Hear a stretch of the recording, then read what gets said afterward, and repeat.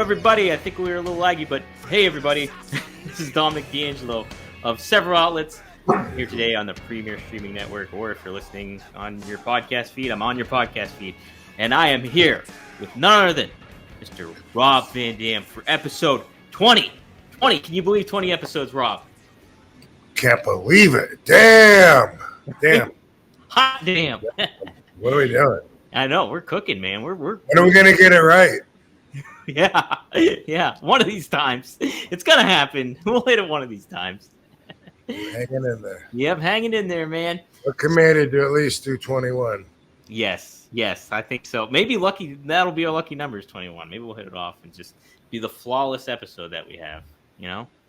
We'll have to figure it out. Wait and see. Happy 20, Dom. Happy 20, Rob. It's been a lot of fun so far.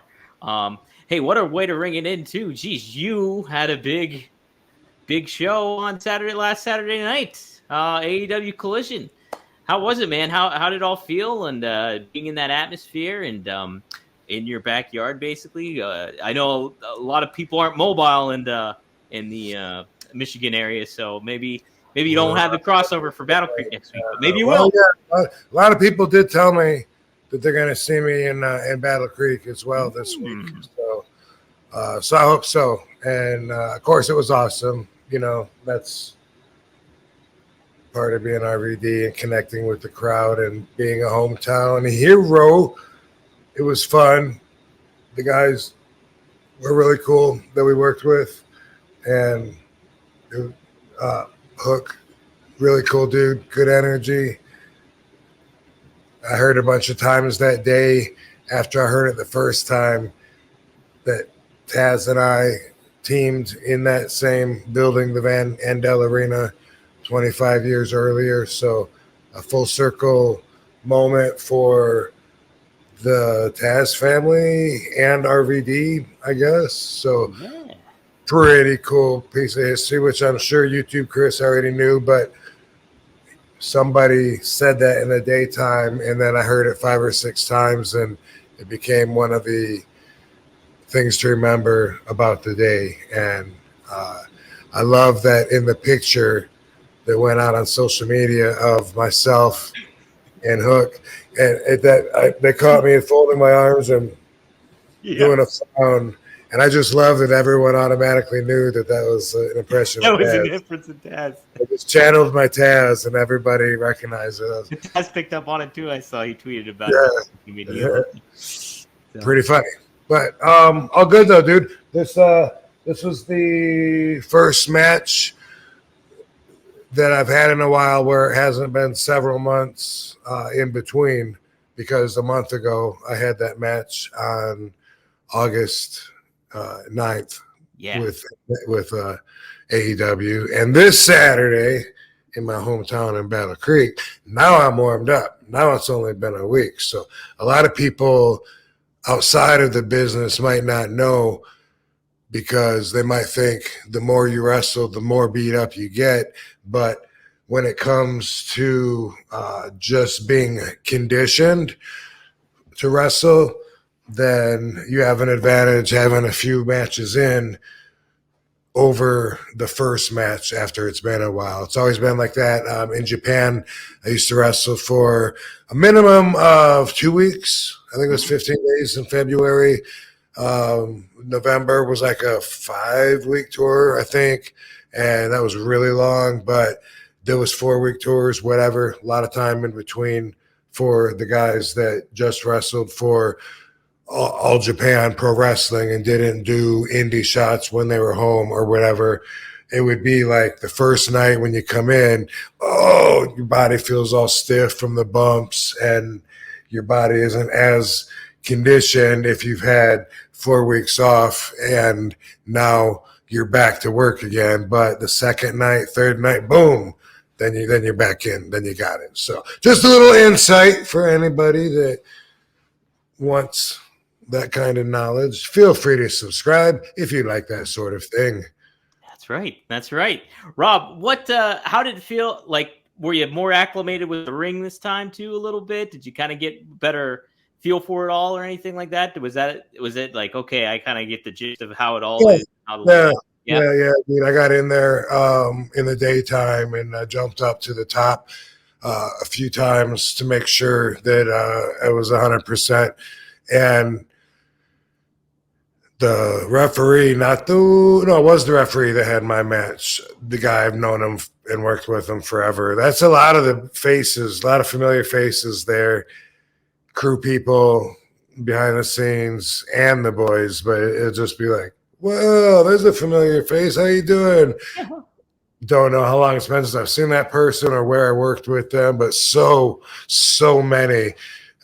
And when it comes to the crew people, you probably wouldn't expect that on the outside. You would look at them as if they're just expendable, replaceable people that maybe got hired locally to come in and, set the chairs up and stuff, which there are those people, but the people then that direct them, that are in charge of them and stuff, they tend to be more used in travel. And because of that, the lighting people, the sound people, camera dudes, just people that set up the actual studio sets, everything. A lot of those are what they call lifers, and that's their career because they've been doing it so long and they're good at what they do. And so, they're used to the lifestyle of being on the road, working around the wrestlers' egos and whatever else comes with the wrestlers, just everything that's entailed in that job. Yeah, right. And like it's got to be kind of refreshing to see those familiar faces. Not only that, like, hey, they know what the fuck they're doing and like how that all operates, kind of aspect of it all too. Yeah, and like it's almost like a hey, I remember you, and like just a good kind of vibe setting in there already and everything. So I started and then got off track. I was talking about the referee that I knew him for a long time ago, but he said, "Yeah, make sure you check out the top rope because it's higher." And he said, "So and so." No, that was a fan that said that. It said so and so. I'm not gonna mention their name because it's probably not even true. Used to botch their move, but anyway, the ref said something. Man, I just combined two stories in my head, but I was like, is it in fact higher? Because I never knew that. Like to me, like it's weird, but when you're in the ring that much, 2 inches would be like, it would mean all the difference in the world if you're used to bet. Just reaching out and feeling something. And it's like, I know that it is higher, but I didn't. Some people, they're like, oh, is it? I don't know. I never noticed. But even when I'm standing on the apron, I feel like one of the smaller wrestlers because the top rope feels like I can get to hear when I'm trying to tag. And I'm like, wow, that's really, really interesting. It's just the top rope is higher. But yeah, I did prepare myself for it earlier in the daytime. Everything went smooth. And, like I said, it was awesome connecting with the Michiganders. They were there for me. I love the signs. Always love the signs. That's when I come out and connect with the crowd, I'm always pointing out all the RVD signs because that person went through a lot of trouble to make that sign. They were excited about doing it, bought the poster board, whatever, brought it, been carrying it on the bus. I don't know if it's bus, but could be. But anyway, that I just think, that like I'm always flattered and then they get creative with it, and have like the had the thumbs. Yeah. They had the thumbs. They didn't do the goose. They didn't do the goose though. No, that would be different. That would be different. That's what somebody should do. Yeah. Yeah. That's where the money is. That's where the money is, right there. Geese foam hands. How did you like the presentation of Collision overall? Like how everything looked, the feel of it all? Was that pretty cool for you, or did that stand out to you? It was very cool. It was very comparable to the other ones. Maybe it felt like a little less tension, possibly overall.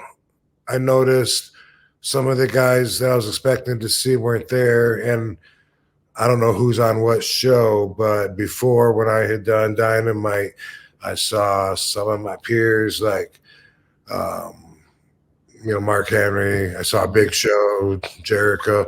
Didn't see those guys at Collision. Did see Christian though, and so some of the guys obviously do more than one of the shows because I saw Christian at the other shows too. But however that works, I think if it does make any of them different, then this one, I don't know. It felt maybe.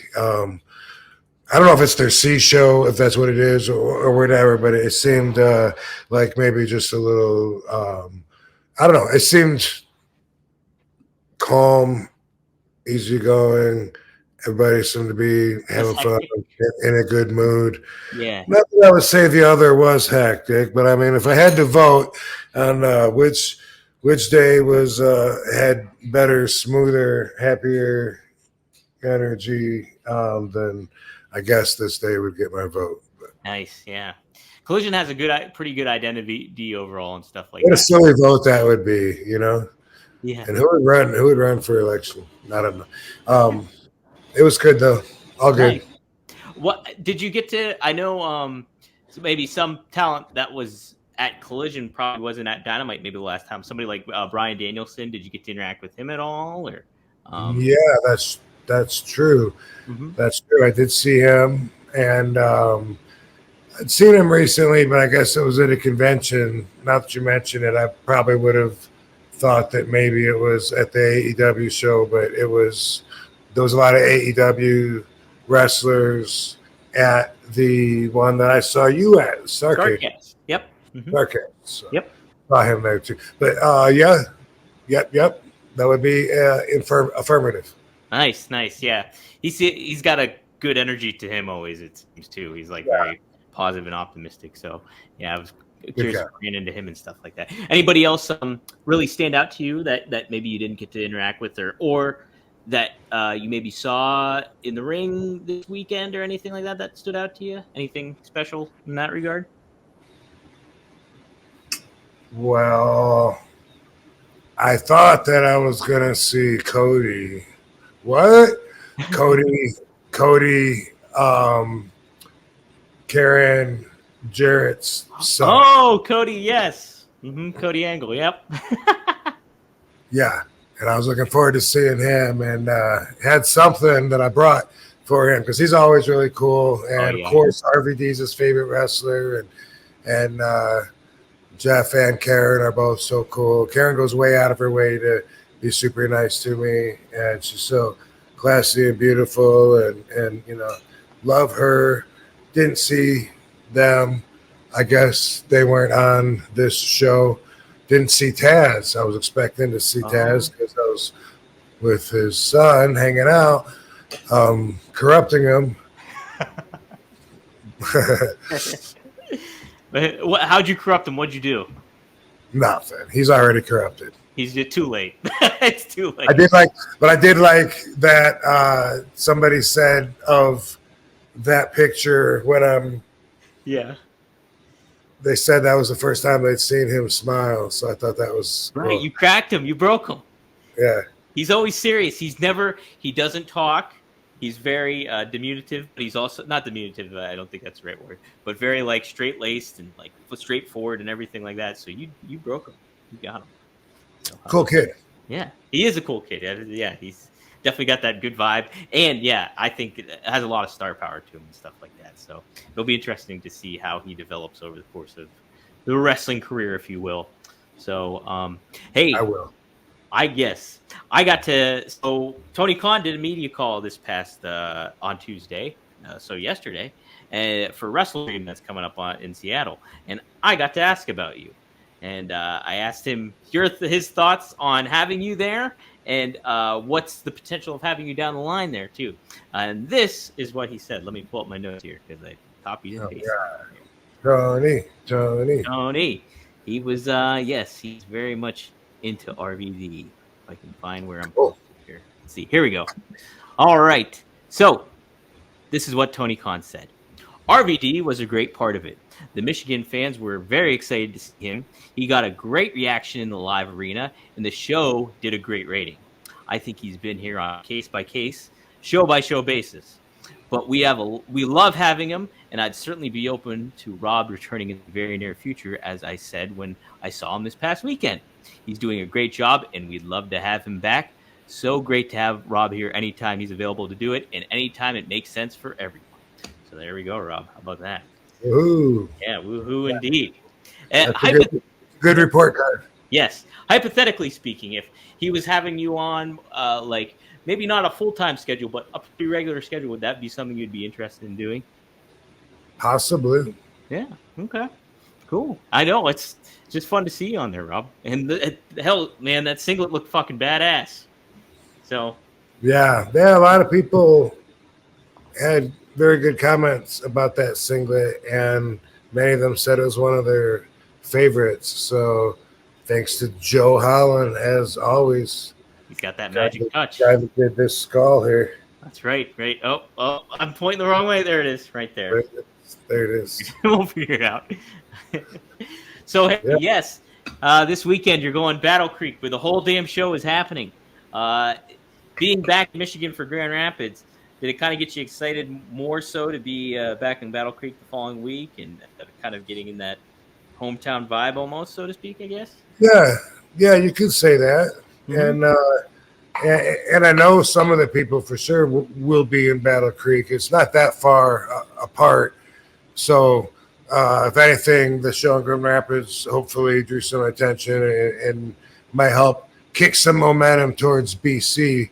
It's a very weed-friendly state now, which, has changed since I left Michigan. But I was happy to see that. And so I already know when I get there, I'm all good, hooked up. We're going a couple of days early, do some promotions. And it's always nice to know that you're taken care of when you get there. And then sets the vibe for the trip. Otherwise, as I've said lots of times, if I don't have it, that's cool too. But this time I do. It's waiting on me. So had some nice gifts in Grand Rapids, and have some of those holding and waiting for me when I get back. I will see a handful of people. I don't know how many people I'll see that I know, because it could be people from my school, and I'm going to my school to talk to those people, really? Students. My understanding is that that's for sure. But yeah, that went through me, and I kept trying to get someone else to organize, and they kept sending it back to me. But so the high school that I went to, that I did the backflip off of the school, and I would imagine I'm probably pretty well known by the students that I went to that school. So I am planning on going there, giving them a little anti-bullying talk and follow your dreams. Don't listen to these teachers. Don't listen to these guys. They're throwing spit wads at me. That's right. Yeah. And anyway, so there's no telling who I'll see, but as far as plans, I could count people on one hand of people that I'm planning on seeing that from my days in Battle Creek. But I'm sure there'll be people that say, "You don't remember me, do you?" I get that everywhere anyway. Yeah. I'm usually pretty honest, because it's like, man, I'm not going to play this game, but I'll just, or I won't answer it. I'll just say from. Yes. I expect to hear like, "You used to bag my groceries. You don't remember me?" I expect to see several of those, and maybe I'll pretend to remember them. I don't know. Yeah. Well, you should just call by the wrong name anyways. Be like, "Oh yeah, you're Jacob. I remember you, of course." Yeah, I get a lot of people that honestly, like, I'm the things that I hear people say, like sometimes I'll be at a signing and they'll say things, and I'm not even exaggerating. Like, "Dude, you don't remember me, do you?" And I'll be like, where do I know you from? And they'll be like, when you came to Harrisburg, Pennsylvania, and you were there in 2002, you walked right by me. I had an RVD t-shirt. You pointed at me and you high-fived me.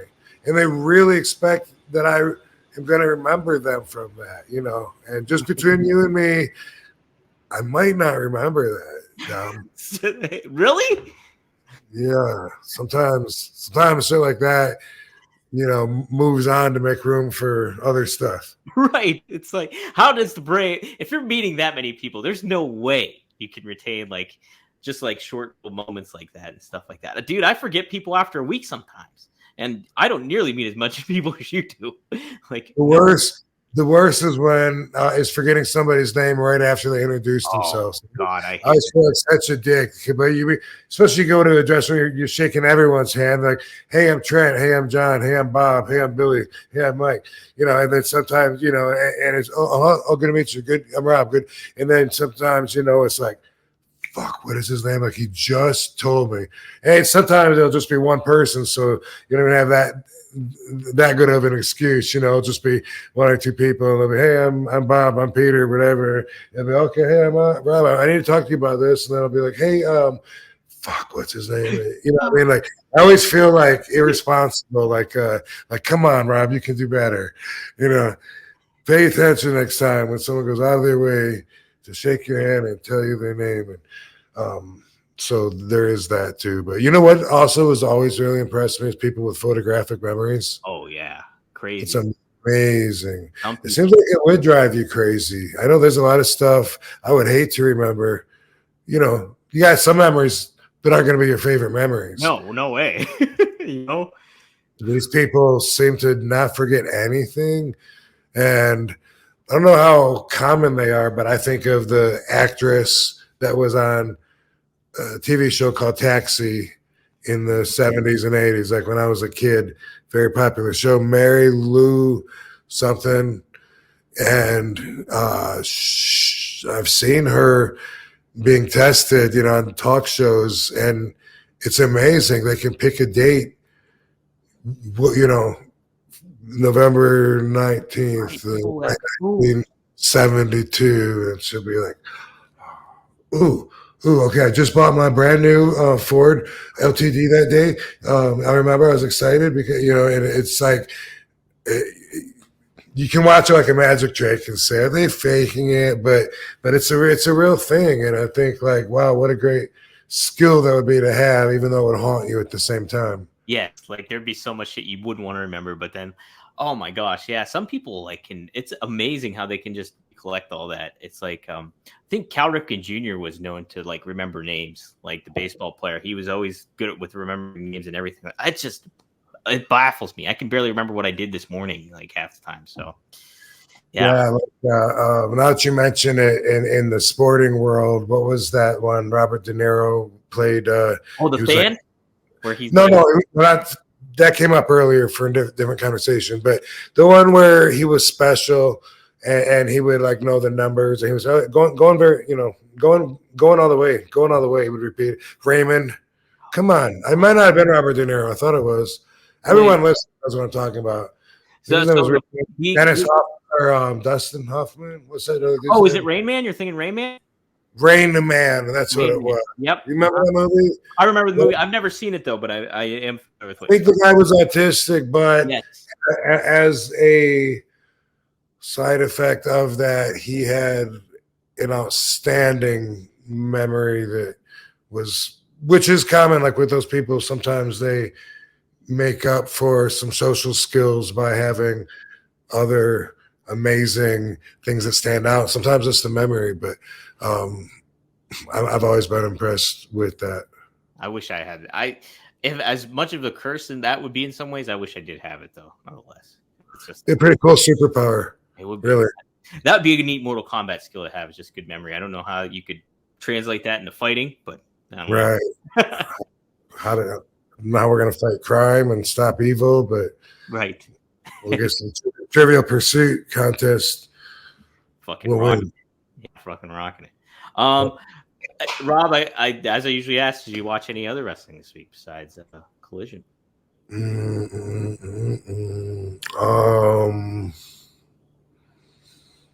I did not get a chance to watch any other wrestling yet.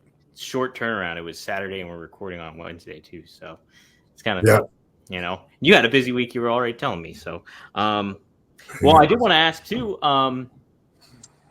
You familiar with Jade Cargill? She just signed with WWE, but she was that huge talent. And what do you think of that? I mean, she's an amazing, obviously an amazing look, great presence, good personality, stuff like that. She's pretty much going to flourish wherever she goes.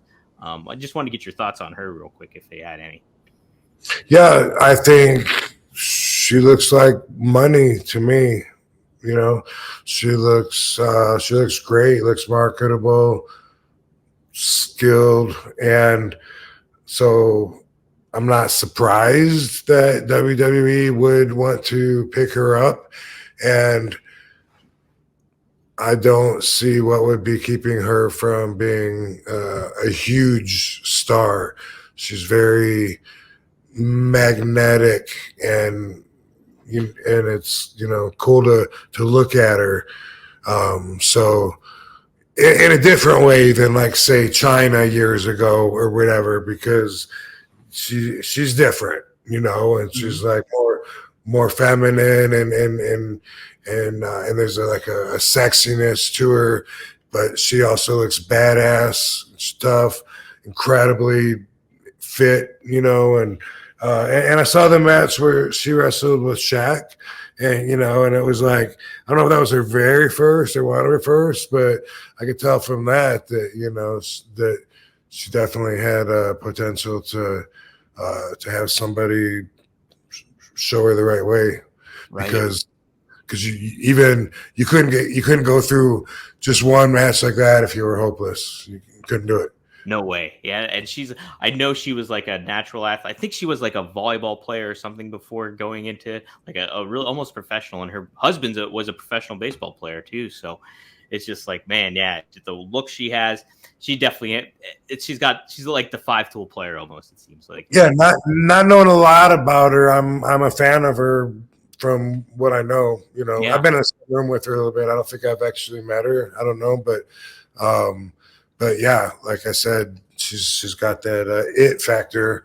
So good luck to her in her career. Absolutely.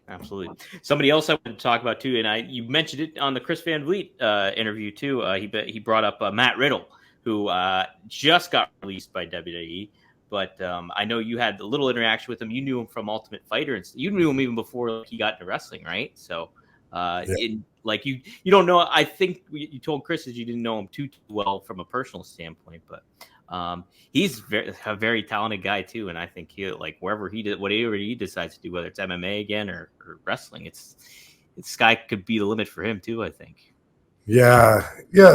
And if anybody missed that story, I met Matt Riddle at the Playboy Mansion at a party years ago after the Ultimate Fighter. This was a medical marijuana policy project fundraiser, which they used to have annually at the Playboy Mansion. And then eventually Hugh quit having parties at the mansion from outsiders. And then it just went all downhill after that. But that's where I had met him. So a lot of people think that's a pretty cool story. And he seems to not be able to stay out of trouble, this kid, right? So, yeah. So, he'll get another chance, I'm sure. But I feel like he got so many chances that they felt like that they're not going to be taken seriously unless some consequences are shown. I think they'll be temporary, and that could be by the universe, not necessarily by the company, but he'll definitely, go somewhere productive from here. And hopefully he'll quit. And hopefully he'll quit sending dick pics or whatever it is that he's doing on his off time that gets him so much heat. Yeah, the reports were he apparently WWE according to some sources, said that he burned a lot of chances with them, and it gets to a point too. Hopefully, it's kind of a reality check for him where he's like, okay, maybe I gotta fucking straighten my act up on certain regards with things and kind of refocus. Watch some RVD maybe. Yeah, maybe so. I mean, he grabbed the headlines enough to where sometimes Katie would joke and be like, okay, Matt must be behaving himself. I haven't seen his dick for anything all week show up online. And then all of a sudden, like, boom, oh, there he is again. Yeah, so that's his story. Yep. Yeah, hopefully he turns it around. I mean, he's such a talent, and so it'd be cool to see him kind of like. He will. I mean, it could be way worse, and I don't know. I mean, as soon as I said that, I'm like, I don't know the worst he's done. I can't. But from what I know, which isn't very much, but I was just gonna say, I don't know. I'm gonna take that back right now because I really don't know. I don't want to try and make light of something if somebody else feels victimized that knows a story that I don't, and really I don't have the knowledge. I know what I don't know, and that's that. Yeah. And that's just that he's not getting in trouble for smuggling heroin internationally and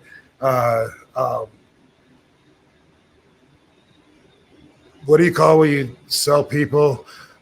Trafficking, like trafficking. Yeah, people trafficking. I mean, so murder. So if it's doing some creepy things or being into weird things at the wrong time or whatever, then I guess I was trying to make it sound better from that way. But again, I don't know. Don't know what anyone's done except myself. And I put myself on blast all the time, so there ain't no heat on me. That's right. No, you can't dig anything up on me, and I think everybody knows that because there's nothing hidden. Nope. Yeah. You're an open book, Rob, and you're straightforward. You don't get that too often. That's why it's called one of a kind. True that, man. True. Works for me. Yep. All right. So my original plan was we were going to do a wrestler spotlight. I had somebody in mind that I was like, oh, that'd kind of be a cool tie-in. But I want to do him justice, this WWE Hall of Famer, this fellow WWE Hall of Famer. So we're going to table him for now to potentially next week. We're just going to do another rendition of Ask RVD because we got a good amount of questions just in a few hours' time. Is it a good amount of good questions? That's a good question, Rob. Let's figure it out. Because all I did is I hit screenshot, and so I uploaded them to this to our StreamYard here. I don't even know what some of these questions. Well, you better not pick any really stupid questions that I don't know the answer to. That's right. Well, I didn't do dates and stuff like that, and the certain ones that I did screen. Now, here, guys, before I carry on to, well, what we get a lot of is, will you smoke with me? What's your favorite this? And when will you come back here? And what's your status? All that stuff we've already answered, or Rob's kind of made pretty clear, like his favorites change from time to time. It's not a certain thing that you can go. So if you have those, kind of maybe stay away from those next time. But, always feel free to use hashtag AskRVD, and we'll be able to filter them out. So, Rob, we are going to start. This is from, okay. I wanted to ask this one last week when we did it. This is from one of my dirt sheet friends, Robert D. Felice. He writes for Fightful, and he asked a question that I was kind of curious to get your thoughts on. All right. So he says, how has nostalgia in modern media changed the way you view your own career in wrestling? Your own worth as far as continuing to take bookings, and has it changed your perspective on longevity in wrestling overall? Just this modern landscape of technology and media, and the fact that people are really going back to nostalgia nowadays too. Has it kind of made you kind of reset how to maybe market yourself or promote yourself or anything to that effect? Well, I feel like there's probably like a book that could be written around that question from all kinds of different perspectives, but I'll grab what's in my head right now. And I think of the fact that the generation above me, they wrestled, and then unless you could find really old VHS tapes, a lot of that got destroyed anyway, especially from the old TV studios. A lot of when they used to do the what was it? Celluloid that it was filmed on. But anyway, what people in my generation might not have known was that we wrestle, but on a particular night, like let's say I'm in Philadelphia in 1998 and I'm in the ring with Sabu. What I'm not thinking is this match is going to be watched in 2023 on the WWE network or whatever it's called now, the Peacock, wherever they're airing this stuff. And so because of that, in YouTube, but even more so, just these libraries, they're being viewed, and from some viewers' perspectives, they almost see it as current. So because of that, it keeps me fresh to generations that are still coming out. So I'll be surprised sometimes when 7, 8-year-olds will recognize me and be like, oh my God, RVD. And they'll say, their parents will say, oh, you're his favorite. He's watching, like I said, the ECW shows on the network or whatever he's watching.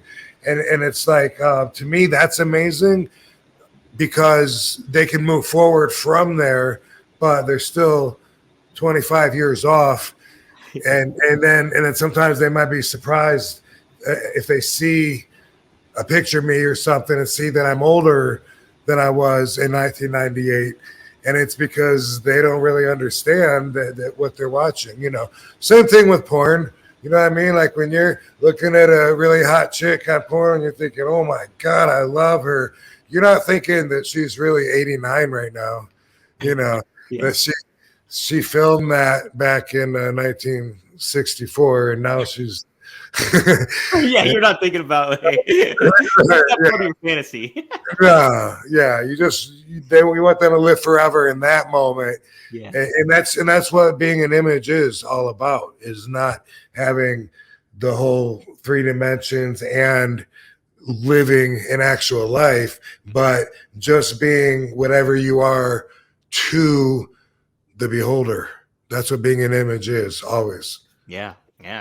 That's a very interesting thought too on it all, because it's like, there's no way you're thinking about that stuff in 1998, and let alone like, hey, this 7-year-old is gonna 30 years from now is gonna recognize who I am, and like I'm going to be his favorite wrestler. Where it's just like, wow, that's crazy to even think. Or somebody even like that Kalani Jordan in NXT, like I'm sure she's a younger talent that didn't maybe necessarily grow up watching you like that, modern you, but like she adapted a lot of your, style and influence and stuff. So it's pretty cool that it translates to that too.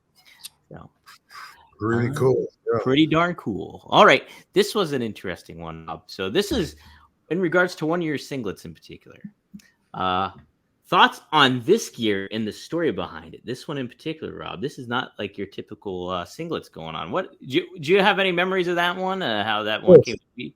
Is that Joe Holland, or is that not Joe Holland? Yeah. No, there are 2 of those. The other one I think has a silver. Yep, the Silver Dragon. Mm-hmm.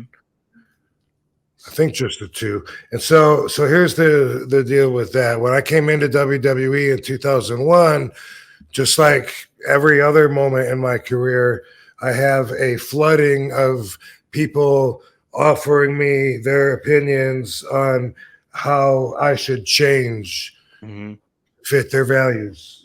Or, I mean, that's how I saw it, but really they thought it was a good idea that it was going to help me. That should change. I should do more of this, less of that. Michael Hayes said he thought that my airbrush was tie-dye. That's what he referred to it as. And he said one time to me, he said, that tie-dye, it reminds us of the 70s. And I was like, oh, yeah? And he was like, yeah, would you consider, like, like, do you see what Kurt Angle wears? Like, it's the same kind of cut, but like it's made by the seamstress, so it's actually like it's all made in and it's solid. And so, I was, all right, I'll give it a try. We didn't want to try it, but that's what that was. That was the seamstresses made me an RVD version of the Kurt Angle outfit, because the airbrush quote tie-dye reminded them of the 70s. And so they wanted to change me, and so I got those outfits. And after a very short time, because Joe Holland was my boy, Joe Holland, the airbrush artist, he was still kicking ass, making these sweet outfits and sending them to me. He wasn't stopping. So what I did was I saved the Kurt Angle-ish outfits for the non-televised shows when I was out on the road. And then when I would do TV every Monday or every Tuesday or one Sunday a month, I would wear the brand new airbrushed outfits because they only stay bright one or two times. And then depending on the specific outfit, they start fading. And because of that, I wouldn't want to wear the painted ones and waste them on the non-televised shows. So those became my house show outfits. And I just kept doing what I do. Ignoring everybody and marching down my own path. Heck yeah, man. Hey, that's cool, man. Like, that's such smart thinking too. Hey, don't waste the good airbrush ones on house shows and get them. Yeah, because they really don't last long and they fade. And then after a while, the elasticity actually dries up and cracks out. But it's the fading. It only looks really hot and fresh like once, maybe twice if it's a really short match that you wear it in. But yeah, because of that, and I don't know if it was good or not, but obviously a lot of fans would agree that my outfits were awesome and that was another thing that made me stand out and be different. Mm-hmm. It is crazy, I guess, to think about that a wrestler would come in having his own stuff painted outside instead of having WWE create their outfit and have the owners control over it so they know that I'm not going to show up with it faded or whatever. It seems like that was a lot of freedom to give me because I could show up with a completely faded one and look like shit, and then that would reflect upon them and their professionalism, even though it was really my fault, So when you look at it that way,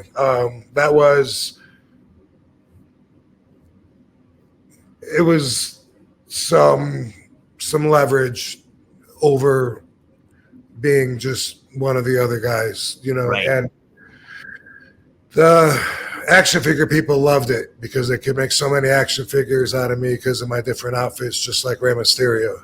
Yeah. Heck, we wouldn't have these many different frames either if you didn't have the airbrush stuff. So right. Now I know you never really have a particular favorite singlet, but does Joe Holland have a particular one that that he likes the most? That's a great question, and I don't know the answer to that. Yeah, I'd be interested. You know what? That's who we should maybe interview. That's a great idea. 30,000 subscribers coming up on my YouTube page. We're talking about doing a live stream and who could be a good guest out of a list of people that we have. I'm going to add him on the list. I like that. Which, by the way, Maven's getting 30,000 views like every video he does. You seen that? Yeah, I did. How nuts is that? Yeah. He used to be a QVC host. I wonder if he started playing into that, like trying to figure out. Maybe he has a certain marketing idea that we're missing. I don't know. I don't know, but congrats to me. Yeah, it's good shit, man. So he's a personality too, that's for sure. All right, what do we got here? Okay, you might have answered this one before. Wrestle Sport Media asks, "What is a wrestling move you did once and you would never do again?" I know you don't like the what is it? The Alabama Slam, that thing. Yeah, but I mean, I always do that. The other side of the equation to that fact is that I would never tell them that they're killing me because my ego would absorb it. I used to jump up to the top rope in the middle and do a crossbody, not on the turnbuckle, but jump up to the top rope. And, not more than once, but I don't do that anymore because the risk factor. Just like, did we just talk about this? Yeah, we did. So yeah, did 180 into the split-legged moonsault out of the corner. Yeah, you'd spin around. Mm-hmm. That's another one. As far as one time, this comes to mind, a move that I think I only did one time, and that was a Rolling Thunder onto Abyss, onto a piece of plywood that had barbed wire wrapped around it or stapled to it or whatever. I think that's the only time I've done that because I don't think I've had a match like that. Yeah. Ooh. Yeah, that would feel uncomfortable, I'm sure. So somebody asked about this. I want to see if this is another one. No, that's not it. This is it. This is the one. VBDCS. Why did you start using that double arm gourd buster suplex where you'd pick the guy up vertically and slam him back down face first? I never seen anyone else do that. Well, first off, thank you for noticing that. Mm-hmm. All the original RVD moves, and here's one that could be original that I don't even do anymore. I don't think I ever saw anybody do this, but so it's a combination of like a front suplex. Mm-hmm. Pick someone up for a vertical suplex, but you come forward on their face with it. Yeah. It's a combination of that and like a chicken wing, like a chicken wing suplex. And so I used to do this all the time, but I was killing people with it. I would hook their arms like a chicken wing, not like pedigree? with them over their head. Yeah, like a pedigree, not like back, not like my chest to their back, right? But like they're bent down, and I use that chicken wing to pick them up, and then instead of going backwards, I would go frontwards, and everyone that I did that to would get fucked up. Oh, really? So that was one of the reasons. Like very few people would. Sometimes they were uncomfortable. They would stick their knee forward to break their fall, and they would land on their knee. I would like kind of like throw them at the end so that they could take care of themselves. But most people were very uncomfortable with that. When I would pick them back up, their legs would all split and go everywhere. So it was a bit sloppy. I have other moves like that too, like a side power bomb that I would do to legitimately take control over someone. But in a match, maybe it's out of my realm. But the guy's down there, pick him up and step out of it and slam him down. I used to kill people with that, so I quit doing it. And the real reason that I gave up that front chicken wing gourd buster gimmick is because when I went to WWE, I thought that maybe it was too much like Triple H's move. Okay, yeah. To me, it looked like a better version of it. And so I thought for those reasons that I probably shouldn't do it because he's got the guy hooked the same way and he's just kind of going down. I'm picking the guy all the way up and then like bringing him down. So in my mind, I was thinking it's like a more like maybe he would think that I'm doing an extreme version of his move, even though I've been doing it for years and done in Japan and stuff. But that's why I gave it up because I thought I didn't want it to be confused with someone else's arsenal in a way that could affect any boundary issues. Right. You didn't want to cause any unneeded tension for no reason that wasn't just circumstantial or anything. Yeah, the fact that most people, when they would land, would somehow get fucked up, were enough reason for me to say, I got enough other moves. Yeah. So I'll follow up with this too. So if something like that happens, like a move, you deliver a move to somebody and it does like, oh man, I got fucked up from that.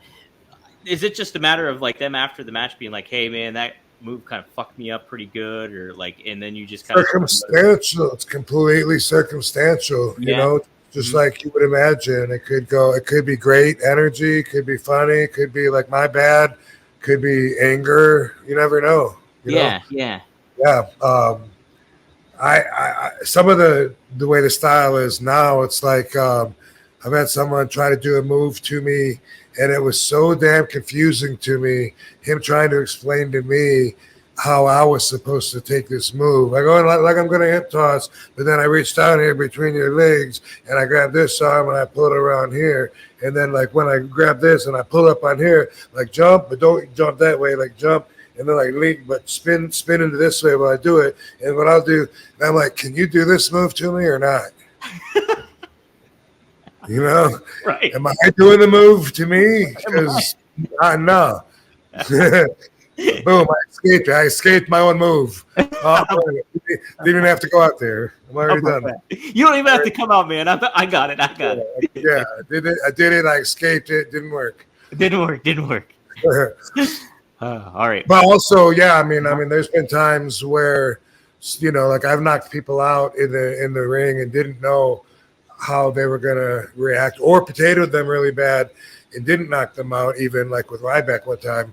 Specifically, I remember I kicked him so hard in the mouth and I felt bad, but I didn't know him or know how he was going to react. And I couldn't feel him out there, you know, like I tried, couldn't feel the response. And I think he was angry at himself. We talked about it after, but right afterwards, it's like I got to wait till I see him before I take my boots off, because last thing I want is to have like one boot halfway off and like, you know, be like halfway undressed and have someone come back there and be like, "God, motherfucker," you know, because that's just the old school that I'm from. That's like a good possibility. Somebody could be, you know, really, really mad. And even if they're, you know, even if you deserve it at a certain point, like you still gotta. What are you gonna do? You still gotta protect yourself. Right, know? Exactly. Yeah. When I kicked the business teeth out, I felt so bad, so bad. And I can only apologize so many times, and he was getting more and more angry, you know. And you know, of course he is. I would be too, you know. But it's like, dude, you know, okay, so now what? You know what I mean? I'm sorry. It's the nicest guy ever too. So that's why I definitely that made me feel extra bad. And I'd never done that before. And I didn't even know that I did. I couldn't even tell. But bam, didn't even know with that back kick out of the corner. And then it was a while. Several weeks later, I did the exact same thing to Ryback, and that's why I was like, "Fuck," you know, like that's where as an artist, as a worker, even, you know, where I have to like be my own worst critic and beat the shit out of myself and be like, okay, you know, that can't happen again. Like you're lazy, get your fucking eyes on your opponent, spin your head back, you know, go back to first grade fucking martial arts. What are you doing? Because you get after a while into a flow and your timing, and so it's easy to get into a rhythm that's a little more lazy, and you really need all the effort and execution behind it in a way that being lazy and going with the flow doesn't accommodate. And the same thing for jumping up to the top rope. It takes everything. Can't just be like, boom, all right, now I'm going to go to the top. Because sometimes, you know, I might get tripped up or something. And it's like, boom, commitment. Got to be committed to each move. That's right. But anyway, they've been cool about it, though. They've been cool about it. And I knocked out, you know, some guys. I knocked out One Man Gang. I knocked out Jungle Jim Steele. Knocked out Matt Stryker. Quite a few people, but I always feel uncomfortable afterwards until we're able to have some words. Right. You know, and it's that balance of things, because obviously, like, it's not ballet, but it's also, you still got to feel. Sometimes you'll feel bad about it, nonetheless. You know. Of course, yeah. I mean, and some people, it's just their business. You know, it's just their policy is just to put you in check. Like a Pitbull Anthony, he'd be like, "That's okay, as long as you didn't do it on purpose. You didn't do it on purpose, right?" Yeah. Look at it real straight, and be like, "Okay, then, yeah." And it's not just him, but there's a lot of people that's their response, and so that's a way of the wrestler, you know. The way of the wrestler. Absolutely. Yeah. All right. Here's an interesting one. If you could go back and take anyone's gimmick and have it as your own, who would you be today? What about $1 Million Man RVD? Would you do that, Rob?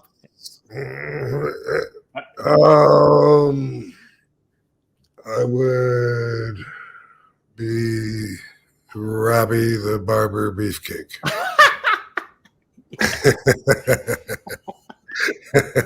You like that one?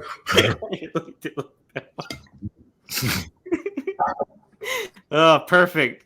That's my calling.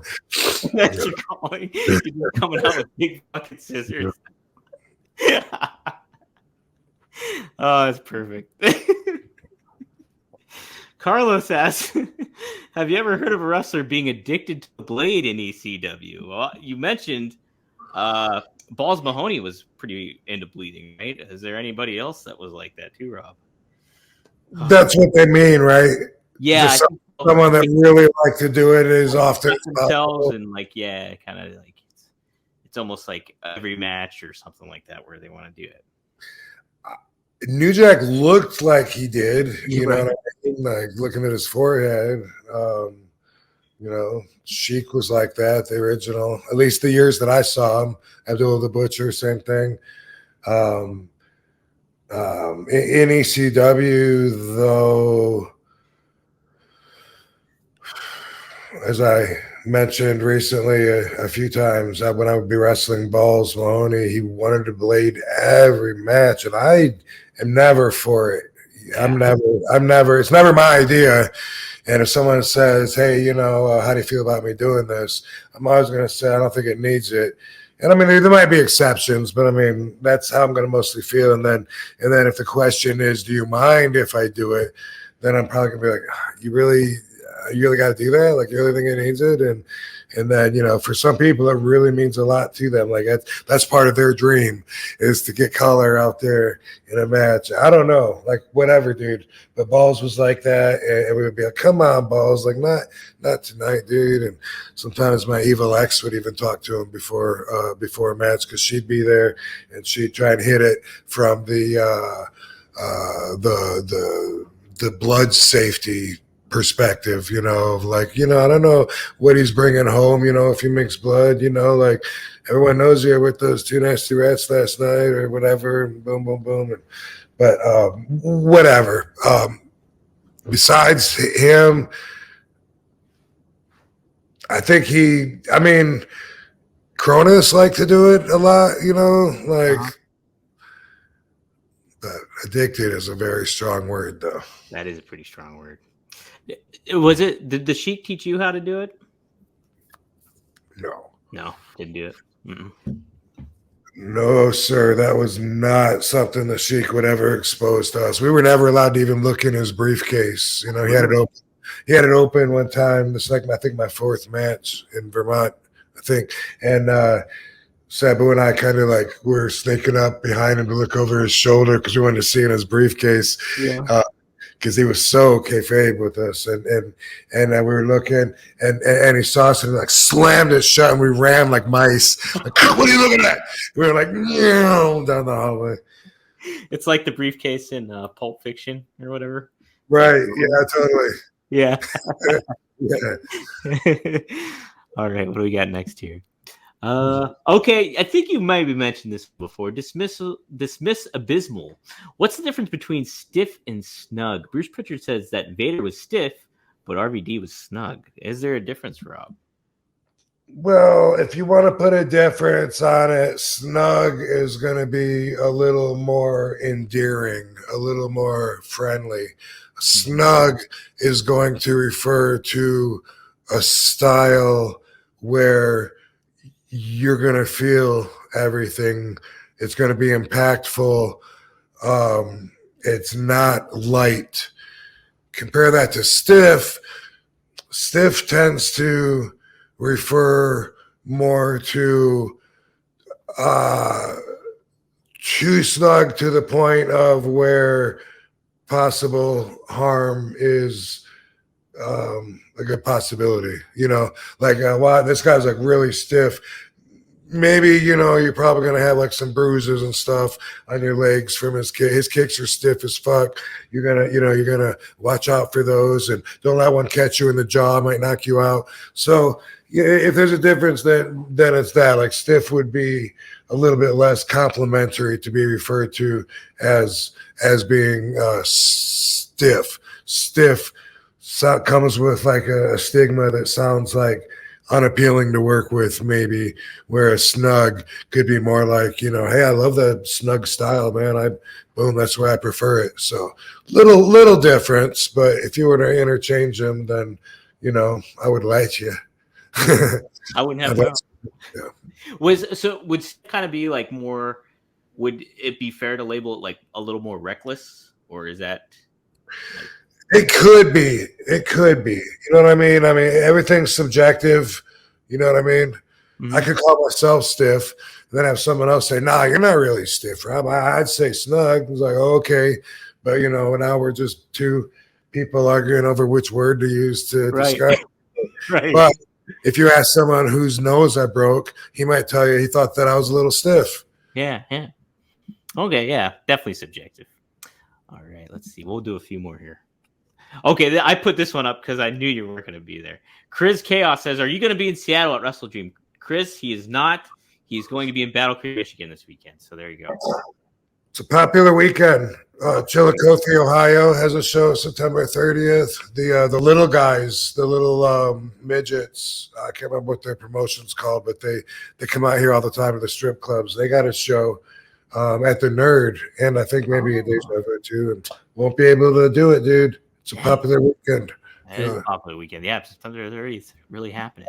I'm really looking forward to Battle Creek, though. I'll be there Thursday, Friday, Saturday, Sunday, and gonna stir up some noise. You're gonna have a good weekend, man. It's gonna be fun. Yeah, I'm gonna have fun. Okay, here we go. Canadian Tokadusu Donald says, "Would you take Hook as your apprentice and teach him the ways of extreme hardcore wrestling, Rob?" What's it pay? There you go. That's it. That's it. Sure, I'd be interested in that. I just need a little more info on the facts of the job. That's it. No, I like it. Shady Lazak says, "Do you have a favorite wrestling video game? If so, which one? Did you play some wrestling video games back in like the earlier days or anything like that?" Yes, way back in the day, and I ended up buying those video games and had them in my bachelor pad for a cool while. I captured my childhood, just like when I got the Soundwave Transformer action figure as an adult, because my mom could never find it that one Christmas.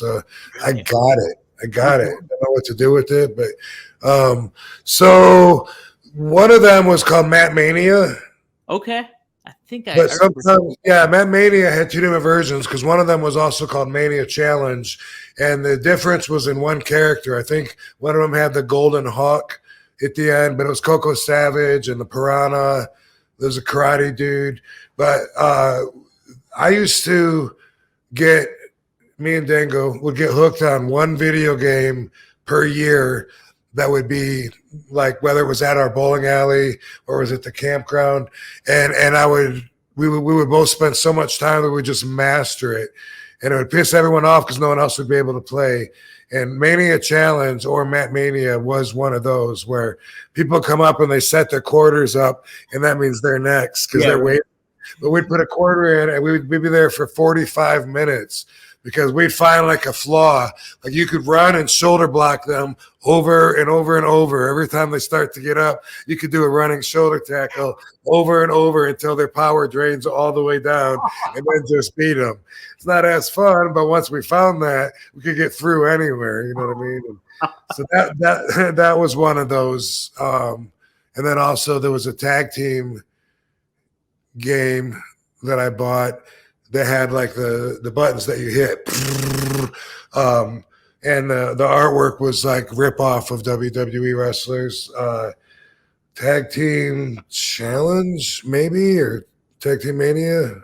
I'm gonna have to Never look seen what the name of that one was, but it was cool. You could throw them into the ropes and jump up and drop kick them, or throw them, go up to the top rope and jump off if you were quick enough, and do tag team moves. And it was like 4 people could play at the same time, and there's a joystick and a button that you with a little graph that gets stronger.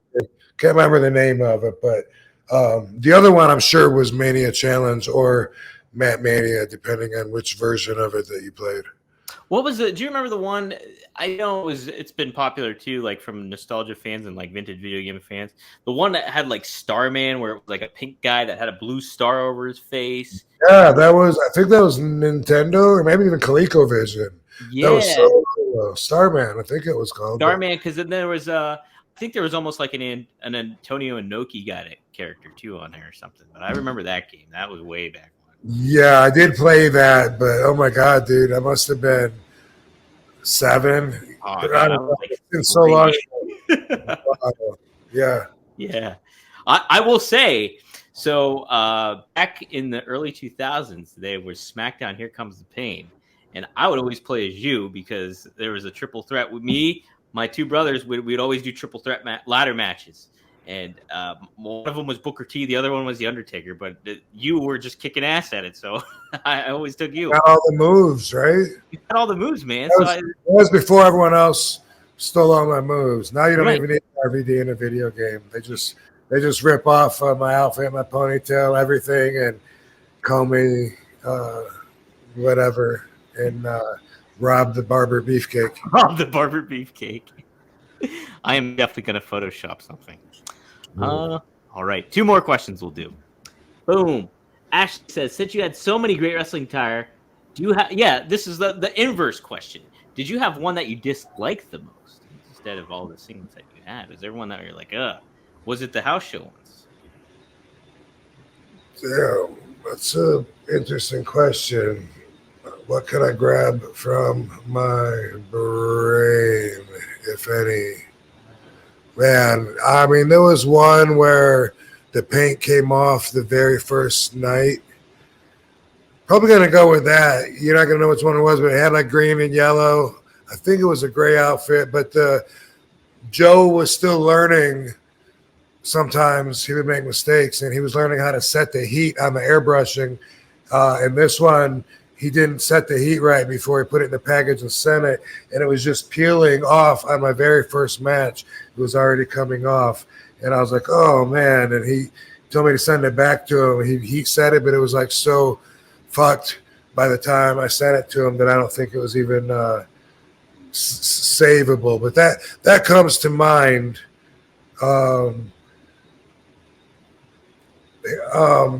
Funny story that isn't going to be as negative about my least favorite. By the way, sometimes I'm thinking of the one that really comes up on my legs, the one that's the Saranama. It's like blue and white. It looks like metal. It's like sheet metal. Yeah, yeah. The legs would just peel up on me, make it look like I got a diaper on. But here's a story real quick. After I was in TNA from 2009-ish, 2010 maybe till 2012-ish, and then I went back to WWE 2013 and 2014. Twice when I was ready to come out on TV, my opponent's already in the ring. It's commercial. And I'm standing at Gorilla waiting for my my music to hit as soon as the commercial's done. And I remember 2 different times, but one specific, the last time, Dean Malenko's like, hey, Rob. He goes, you got another outfit in your bag? And I'm like, yeah. He goes, you want to go put it on? And I'm like, wait, are you serious? Why? And he goes, you got one that doesn't say TNA on it? And I was like, oh, fuck. Like, my heart just, like, stopped because I'm like, oh, my God, this is live TV. And I had to fucking run down the hallway, bam, bam, bam, bam, sprint all the way down there, fucking grab my bag, open it up, and, oh, my God, thank God, I can't believe that. I'm such a fucking dumbass. And then run right back out there, and, like, my music's playing. And I went in Gorilla, and, like, I'm the only one panicking when the Gorilla just thought it's funny. Yeah. You know, they're all just like, heat's on him if he doesn't make it. They're all just Right. like, and I did that 2 different times. One of them was like an Iron Man looking outfit. It has TNA on the leg. I didn't notice that.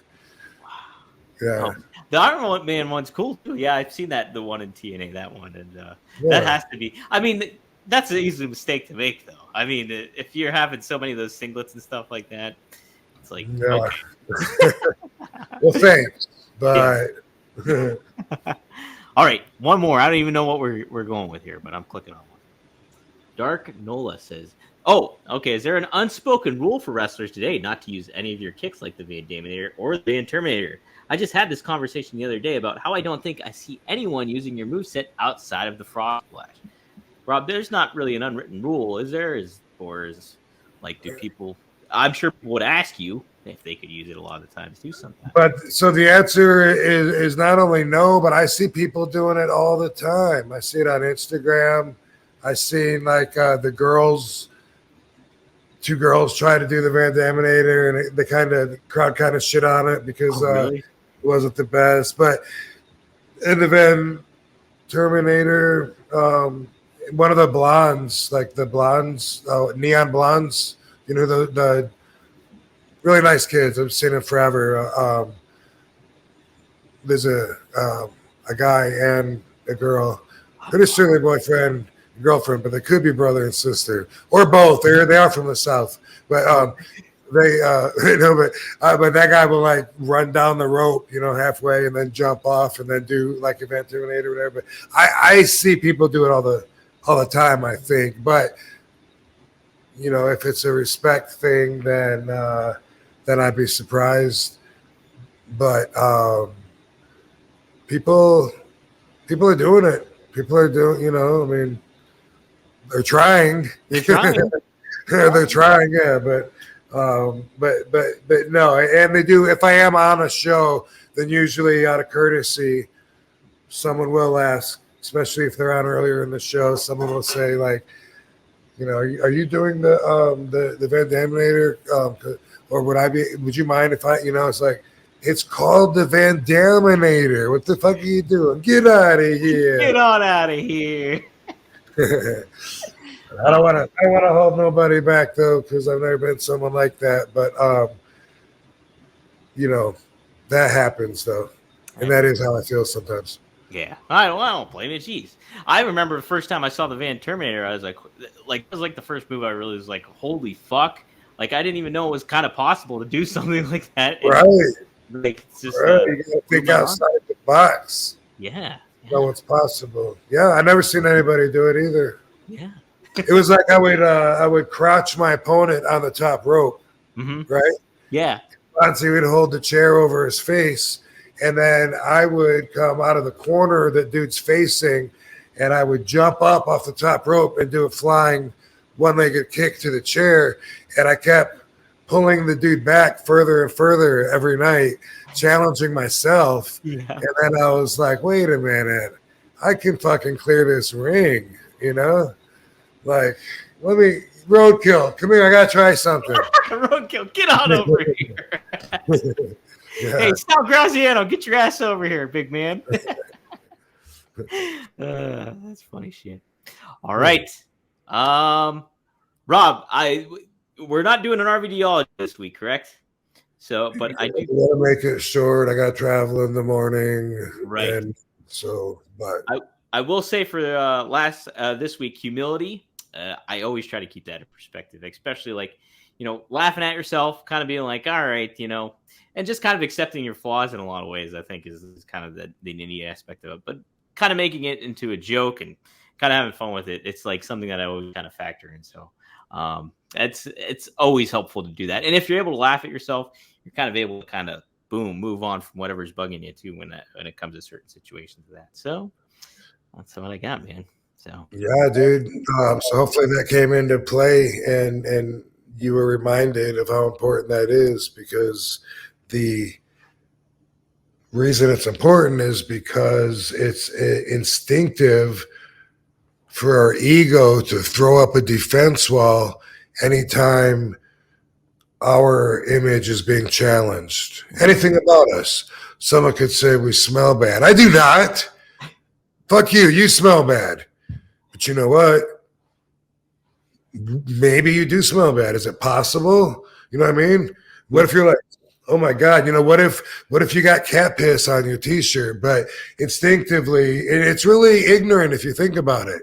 Like, I would regret that. I'd be like, why did I get defensive and say, fuck you, you smell bad, when I was the one in the wrong? People don't care. Basic thinkers don't regret because they just move on.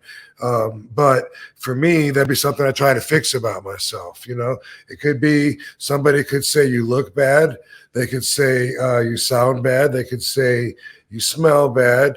You move bad, whatever. The thing is, they can say that, and you got to at least be open to be like, is it possible? I mean, try and see it from their perspective. And, it's not always fun to do that if someone's insulting you, but sometimes you take it as an insult and it really could just be fact. And one other thing to say about this, just overall, we're talking about being able to laugh at yourself. John Snyder, I think his name is John. He was Luke. No, Bo. Was he Bo or Luke in the Dukes of Hazzard? I'm not sure about that one. I think he was Bo, but the blonde haired dude anyway. John Snyder. Why am I thinking Tom Snyder? It could be Tom Snyder. Anyway, John Schneider, it's Bo. It is John Schneider, okay. One of the nicest guys that I've ever met. He's just got this good energy about him, and he's so funny. He's just he's just entertaining. Like sitting at the table, everyone's eating lunch in the green room or whatever. Like everything he says, I'm laughing at, and I just said, "Man, you're a funny dude." And he said, "Well, looks aren't everything." And instantly, it was just like, it made me laugh again. Like he's looking at himself, what I mean? Like that was funny. Something like that. I might have been paraphrasing. I was like, man, dude, you're funny. Well, hey, I mean, looks aren't everything.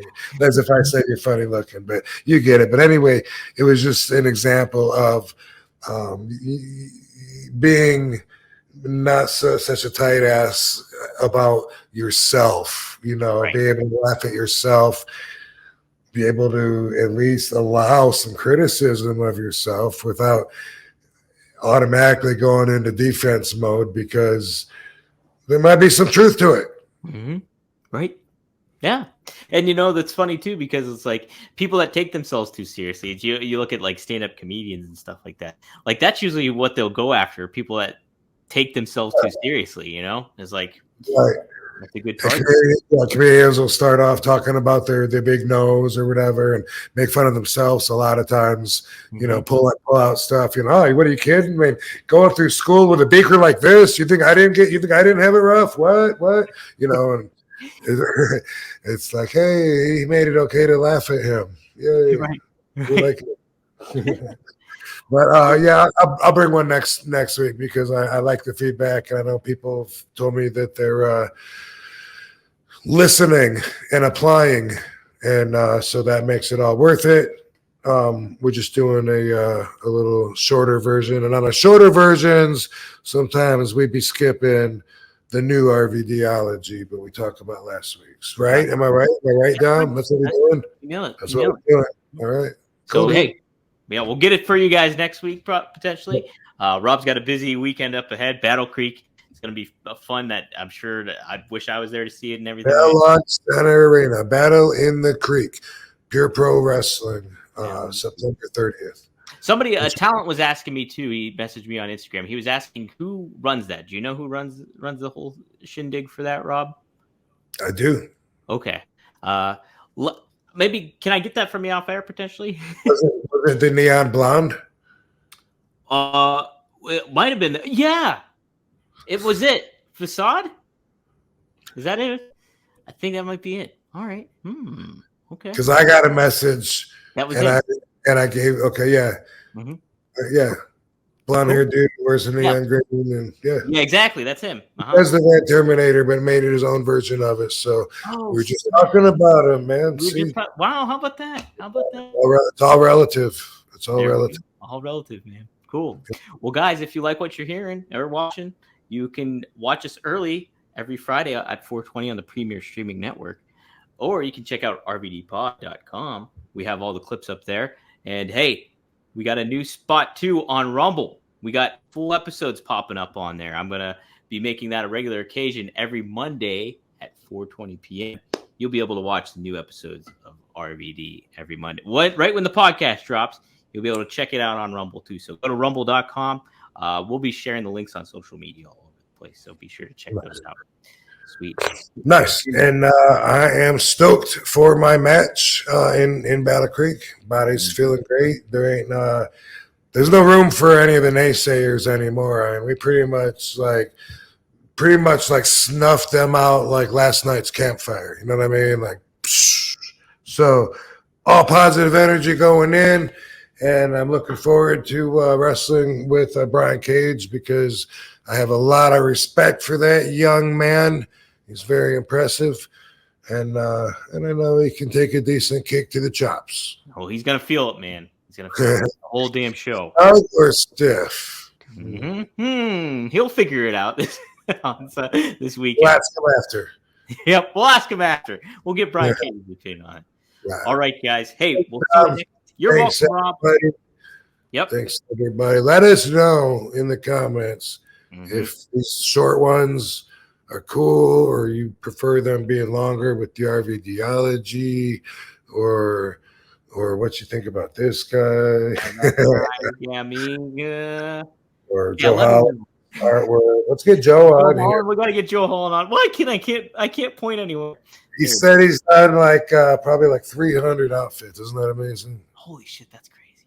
Yeah, always same dude from the beginning. And the last one might have been one of his best, according to the subjective views of some of the fans. Somebody said it was very Miami Vice looking, and I love Miami Vice, so I think it was great, Rob. Good stuff. Katie, I don't know if you saw the pictures of Katie standing with me, but she had same colors to match me. She had the braid too. She had the braid. It was sweet. Yeah, that's a great picture of you too. Yeah. Yes, it was. Very nice. She's so awesome. Yeah, you guys are great together. Yeah. Cool, dude. We'll have a great weekend. And look forward to next week. Absolutely. We'll see you guys here, too, next week on One of a Kind, RVD. Van Terminator!